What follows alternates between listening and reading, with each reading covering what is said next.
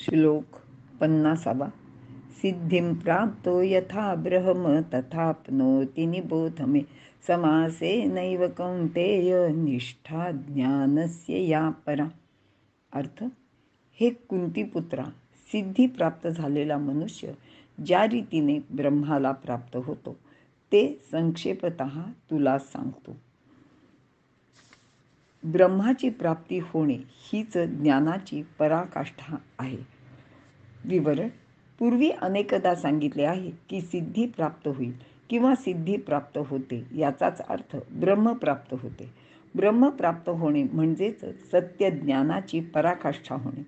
परमसत्य असे ज्ञान पूर्णतया प्राप्त होणे, ज्ञानी होणे, ब्रह्मरूप होणे किंवा सिद्ध होणे या सर्व शब्दांचा अर्थ किंवा आशय एकच आहे.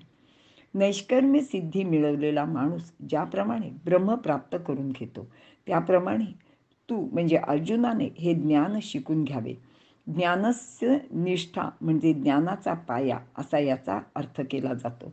कोणतीही गोष्ट समजून देताना किंवा घेताना त्याचा पाया म्हणजे त्यातील तत्व खूपच महत्त्वाचे असते. ते नीट समजायलाच हवे.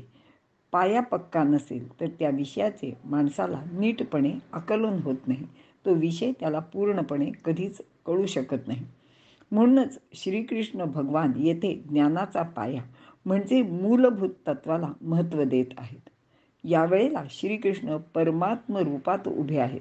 अर्जुनाचे दृष्टीने ज्ञानाचा पाया प्राप्त करून घेण्याची म्हणजेच शिकण्याची ही सर्वात उत्तम अशी संधी आहे.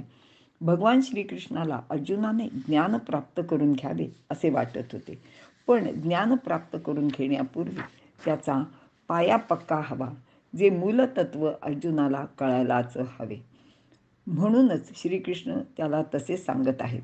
आणि असे ज्ञान प्राप्त झालेला माणूस काय करतो, कसे वागतो, त्याचा व्यवहार कसा असतो हे भगवंत पुढील श्लोकात सांगत आहेत.